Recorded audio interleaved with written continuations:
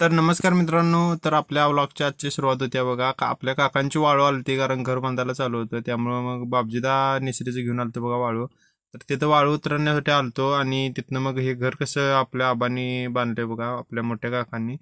तर एकदम टॉपमध्ये बांधले, वास्तुशांती पण लवकर आहे. इथनं येऊन बघतोय तर हरण्या काय निवांत झोपलेला बघा, कसं निवांत एकदम सावळी खाली चिंचच्या. तर निवांत झोप बाबा म्हटलं. तर तिथनं गेलो आणि मग आपल्याला बैल धुवून घ्यायची होती.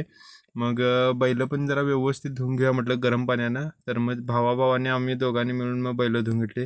चिंटूला जरा आपल्या वशाला धुवू म्हटलं, तर गोळीसारखी एकदम लात मारले बघा वशानं. परत काय भाव आपला गेलाच नाही त्याच्याकडे.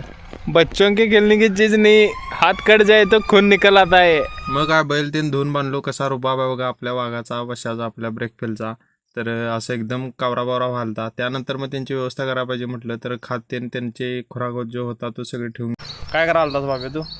हॅलो काय कराय दादा. काय कराय काय करा आलतास? हे महादेवाला आज सोमवार आहे, होय जायचं मग होय किती वाजता जाऊया? आठ 8ला 100%. होय. ओके बाबा, जायचं.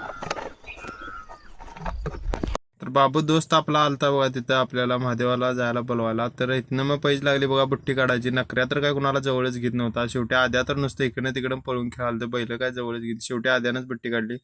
त्यानंतर मग ह्यो वशा तर बघा कसलं माराय आलता.